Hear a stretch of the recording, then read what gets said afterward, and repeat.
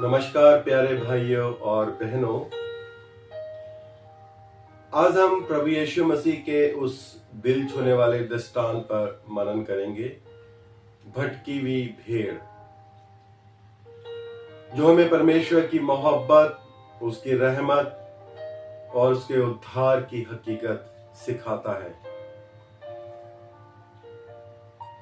प्रभु यीशु मसीह ने कहा, अगर किसी के पास 100 भेड़ें हो और उनमें से एक खो जाए तो क्या वह उस 99 को छोड़कर उस खोई हुई भेड़ को ढूंढने नहीं जाएगा।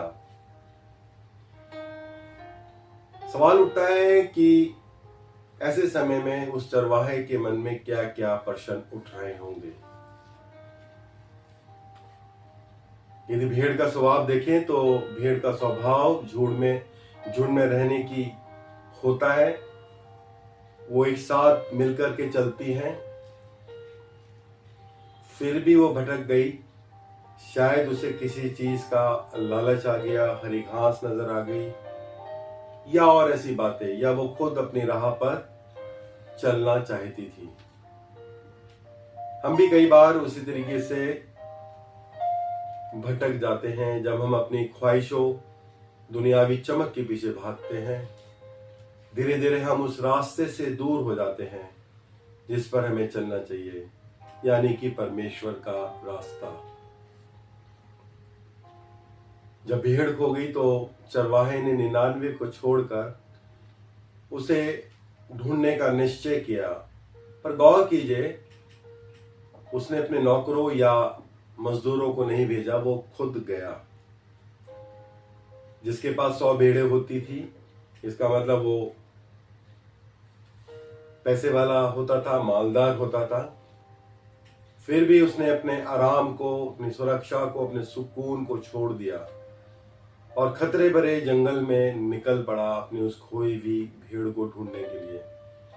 जहां जंगली जानवर थे, अंधकार था, लेकिन उसने खतरा उठाया क्योंकि वह एक सच्चा और अच्छा चरवाहा था।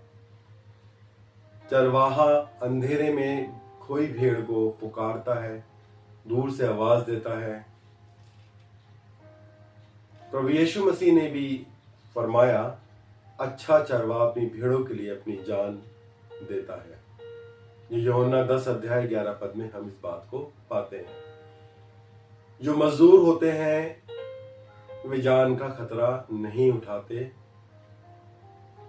खतरा आते देखकर अपनी भेड़ों को छोड़कर भाग जाते हैं। पर सच्चा चरवाहा अपनी जान तक को दे देता है, जैसे कि प्रभु यीशु मसीह ने दी। उन्होंने हमारे गुनाहों की सजा खुद अपने ऊपर ले ली। उनकी सलीब दर्द नहीं था, वो तो मोहब्बत की इंतहा थी। उन्होंने हमें बचाने के लिए अपनी जान दी ताकि हम जिंदगी और सुकून पा सके। चरवाहा भेड़ को पाता है, उसे कंधे पर उठाता है, चेहरा रोशनी से दमकता है। जब चरवाहे ने खोई हुई भेड़ को पाया तो उसने उसे अपने कंधों पर उठाया और खुशी से कहा, मेरी खोई हुई भेड़ मिल गई। प्रिय दोस्तों, प्रभु यीशु मसीह ने भी ठीक इसी तरीके से हमें ढूंढते हैं। जब हम उससे दूर हो जाते हैं तो वो हमें पुकारते हैं, हमारी फिक्र करते हैं, और जब हम लौट आते हैं तो आसमान में खुशियां मनाई जाती हैं।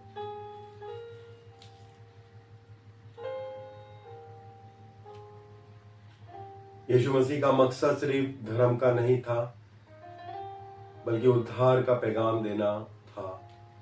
उन्होंने कहा, मनुष्य का पुत्र खोए हुए को ढूंढने और उनका उद्धार करने को आया है। लूका 9 अध्याय 19 अध्याय 10 पद में हम इस बात को पाते हैं। उनकी सलीब सिर्फ मौत नहीं बल्कि जिंदगी की निशानी है। उन्होंने हमें पापों से आजाद किया और आत्मा में नई रोशनी दी।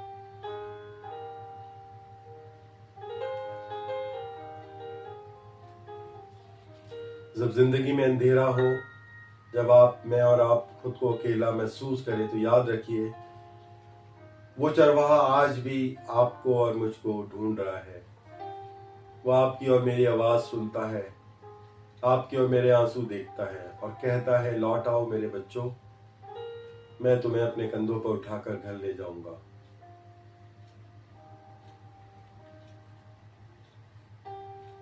परमेश्वर हमें बुद्धि और समझ दे। यदि आज हम इस संसार की चकाचौंध में खो गए हैं, भटक गए हैं, संगति से दूर हो गए हैं, तो अपने परमेश्वर प्रभु यीशु मसीह की उस धीमी आवाज को सुन सके और लौट सके अपने घर, ताकि हमारे लौटने से स्वर्ग में आनंद मनाया जाए।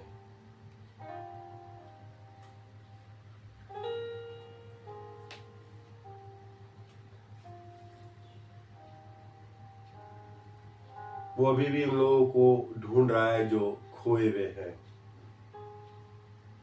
क्या हम उसकी आवाज सुन रहे हैं?